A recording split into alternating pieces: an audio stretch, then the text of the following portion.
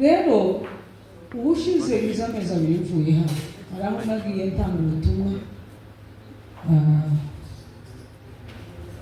subira kuna intarashika i Rwanda ejo bundi Imana iravuga ngo garuka wihute usubire Kenya ngo Kenya hari iby'Imana yabakoresheje bikora ku mutima. Amen. Amen. Hari igikorwa mwakoze kuri Noye mugaburira abaturage batewe mu muhanda ngo ubutabazi bwihuse bwabageze ngo bukora ku mutima w'Imana.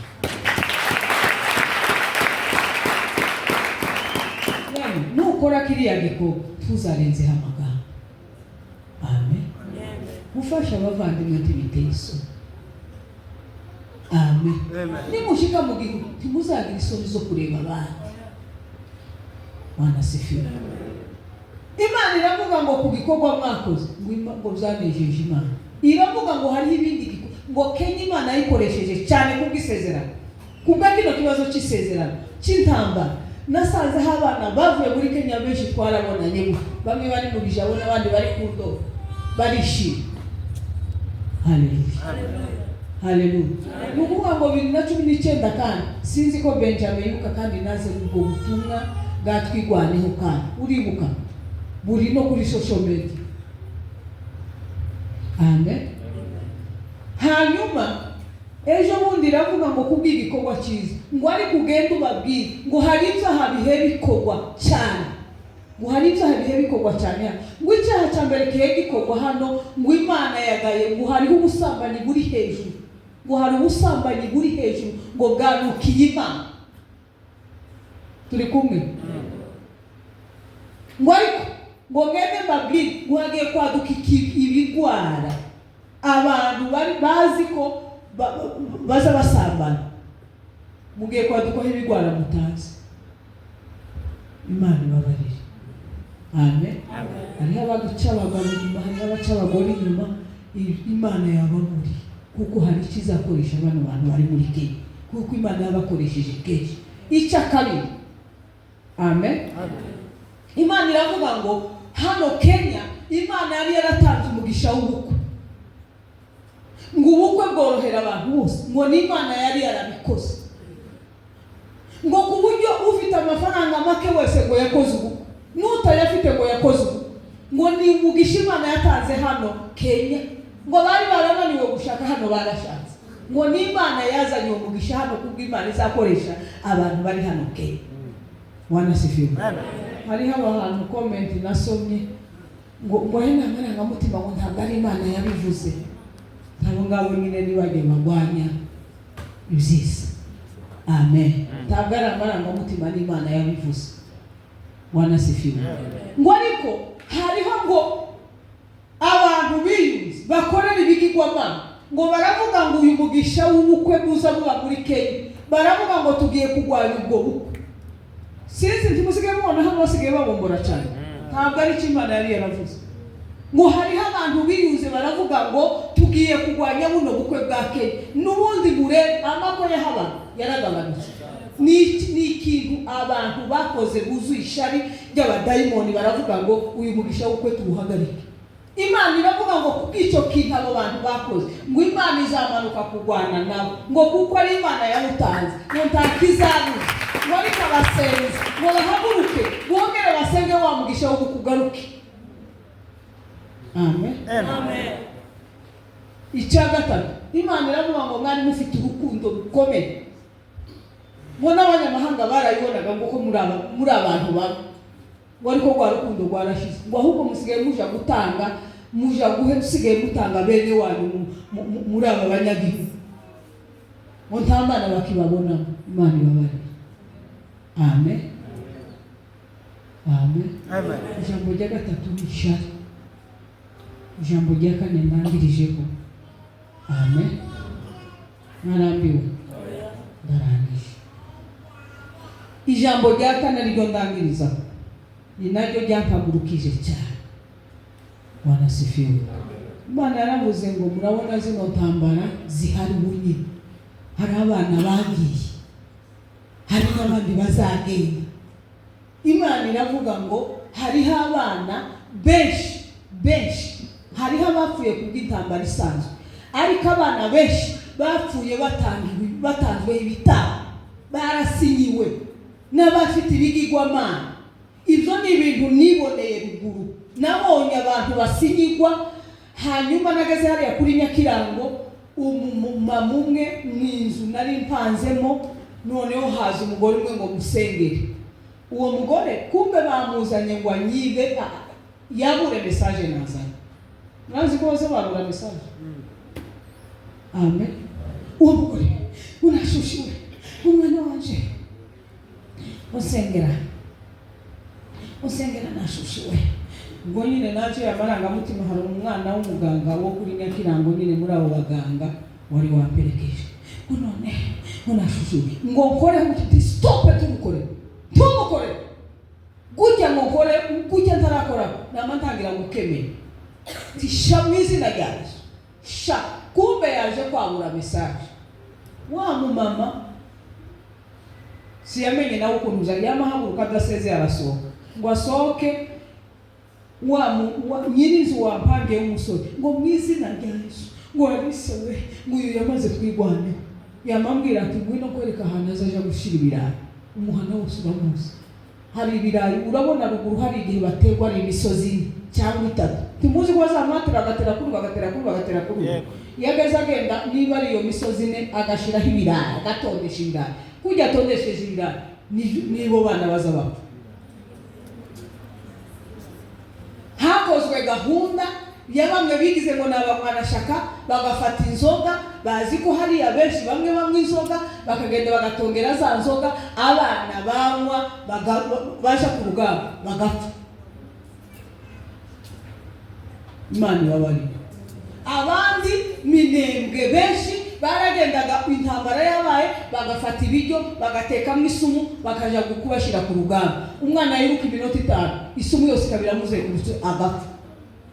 Abandi benshi baramanutse, hariho n'abaje kwivuriza hano bari isumu. Imana ibabare. Amen.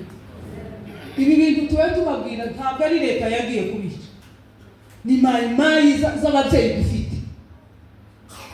Abana bagiye ku rugamba, umuntu afasha amafaranga, afasha ibiryo, aratetse, ashize mu ishumu kugira ngo abana bapfe. Ngo bahaye bagenda rero, benshi barasinyiwe n'ibitambo byasabwe. Ko muranyumva? Ya ni ijambo rikomeye. Imana iravuga ngo nze mbabwire, kubera hano hari ubutabazi bukomeye Imana yashimye. Ngo nze mbabwire ngo bahe bagenda, tubasenge ngo Imana izabahisha. Ni mu basenge Imana ntizemera ko benshi hazapfa uwageze ku munsi, ariko hari abaza batanga bagapfa bidateganyije. Ko muranyumva? Yego. Abari hano mufate musengera abana bagiye, Imana izabahisha. Hariho abapfuye ku rugamba bisanzwe, icyo ndagisobanuye. Hariho abantu bataza bumva neza, bose ntibasinye. Hariho abaza bapfa kuko nyine biteganyijwe kuko agomba yagwanya intambara.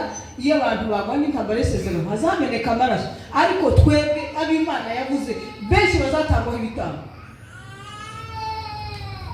Imana ibabane. Turi kumwe? Hariho abagiye, hariho n'abazagenda. Imana yavuze ngo tubasenge, mubasengere. Nimutabasengera muzarira. Imana ibabare. Amen. Tugiye gusenga rero. Tugiye gusenga, ndasaba Pasiteri Revera araza gufasha muri iryo sengesho. Sengera abana bagiye, turasengera n'abo basore bafashe. Amen. Haleluya. None kumugisha kasabe Revera atambuke, turabanza dusengere aba basore bafashwe kugira ngo Imana ibarinde, tuzumve bose barekuwe amahoro. Amen. Aba bafatiye Burundi ngiye kubasengera twese. Muhaguruke dusenge. Muhaguruke dusenge. Imana ibahe umugisha. Amen. Tugiye gusengera bano basore batwaye kugira ngo Imana ibarinde. hanyuma revera arahita asengera abasore bose bagiye n'abazagenda. Imana ukuboko kw'Imana kuzabarinde bazagere ku ntsinzi y'igihugu, bazaje ku byiza, n'ababyeyi babo bazabona ibyiza n'izina rya Yesu. Abo basinye ibitambo byose bibasubiremo kandi Imana izarinda abana babo. Amen. Reka dusengere bano basore b'Uburundi bafashwe. Mana mu izina rya Yesu Kristo, Mana yacu dukunda, twakubonye kenshi, twabonye ifunguro bari bafungiwe Kinshasa, mu minsi ishize Mana bafunguye bari bafungiye Bukavu, twarakubonye ibyo tuvuga twarabibonye. Aba basore Mana turabashinganishije mu maraso yawe Mana, aba basore barekugwe nta kibazo kibaye mu izina rya Yesu. Turabasengere Mana, Imana tubarize Mana, turanze amaraso kumeneka mu izina rya Yesu. Twanze bariya basore Mana, amaraso ameneka tubasanze mu izina rya Yesu. Akarengane kari hariya tubasanze mu izina rya Yesu. Amaze kuzabana natwe mu bibazo Mana, aba basore barinde, barindisha amaboko yawe akomeye, kuko Kristo ari umusinzi wawe n'imbaraga zawe. Mu izina rya Yesu Kristo tubakwiringire kuko Mana bazigamira mu maboko yawe, umusinzi wawe ukagaragara, kuko babarekuwe katika jina la Yesu takatifu. Mu izina rya Yesu Kristo dusenze twizeye, amen. Reka pasiteri adufashe gusengera aba bana bagiye n'abazagenda. Icyo ni ikintu Imana iri mu kuvuga, ariko kandi yaravuze ngo umuntu nafata akanwa kiwe muri kino gihe. Amen. Umuntu afata akanwa kiwe arebe, ushoboye gusenga senga, ushoboye gufasha Imana imugirire neza, ariko ngo abantu baceceke bazozira ibyo bavuze. Amen. Kandi sawe pasiteri atuje imbere dusengera abo basore. Amen. Asifiwe. Tugiye gusenga rero, ijambo ry'Imana ngo maze ubwoko bwacu bwitiriwe izina ryaje nibicisha bugufi bugasenga mukatura ibyaha byabo, naje n'Imana nzababarira ibyaha byabo kandi mbabarire imico bakirizike igihugu. Waneza asifiwe. Cyangwa uzabasha kwitanga umugambi w'Imana, ahubwo reka dufatanye dusenga kandi nasaba dusenge twese dupfukame twinginga Imana bigomba kuba bizaba. Amen. Na ntitana musengera ntibagende bazagenda, ariko icyo kintu Satani yashizemo gishire kandi kiburizwemo isezerano ry'Imana cyuzuye. Tadusenga Bwana mu izina rya Yesu. Bwana wetu mu izina rya Bwana Yesu, imbabazi n'urukundo. Bwana mu izina rya Bwana Yesu, kwera no gukiranuka tuje imbere y'amaso yawe Mana. Mana duciye bugufi dusaba imbabazi zawe. Yego abantu baracumuye, yego abantu bagiye mu bigirwamana, abantu bataye Imana birabirwa Imana ya Isiraheli. Imana yagendanye n'ubwoko bwacu, Imana yakoranye n'ubwoko bwacu, Imana yababwiye amasezerano akomeye, ariko abantu baraga barinanga bibuka ibigirwamana.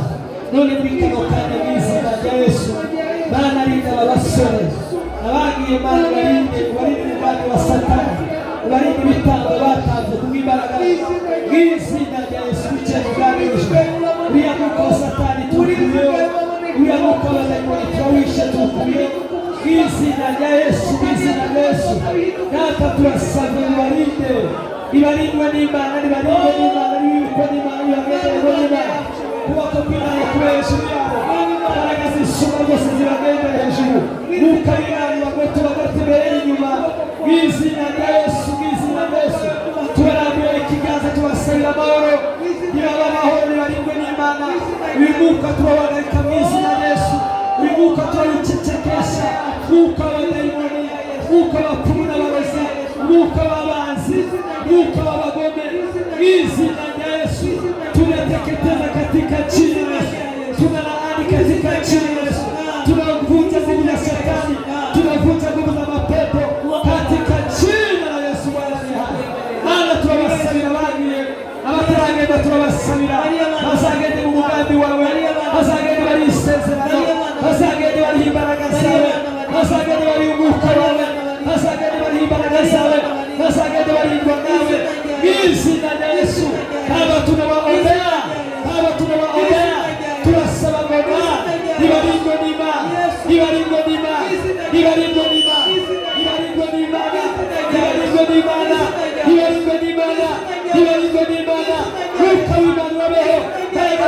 zibatwikire izina rya Yesu.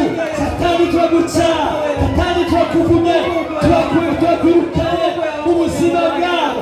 Imbaraga z'Imana zibakuriye, iki gicu cy'ibitoteye, izi mbaraga bitozeye, uyu mwuka turawucashe, uyu mwuka turawuvumye, uyu mwuka tuwukuyeho, ubimane mu izina rya Yesu. Ubahagarare Mana, ubimane mu maboko ya Satani, bayube mu maboko y'abarozi, mu maboko y'abadashitse mu izina rya Yesu. Yesu uzubabazi n'urukundo. Urakoze Mana nyir'ingabo, kuko uri kumwe natwe, ntabwo wadutaye, ahubwo uri kumwe natwe Mana.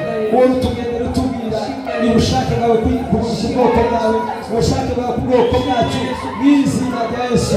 Mana urakoze cyane, Mana nibarindwe nawe, Mana batabare, yego barinde nibamwami, kuboko kwawe kube kuri bo, mbaraga z'Imana zibatwikire mu izina rya Yesu. Asante katika jina la Yesu. Connection zose z'abadayimoni turaziciye mu izina rya Yesu. Connection z'abarozi turaziciye mu izina rya Yesu. Mbaraga z'amapepo turaziciye mu izina rya Yesu. Katika jina la Yesu. Oh, mbeza vini kama la kiba. Hashimeni mafraide baria. Asante katika jina la Yesu. Tunaomba tukiamini jina lako. Amen. Mashine shikumana.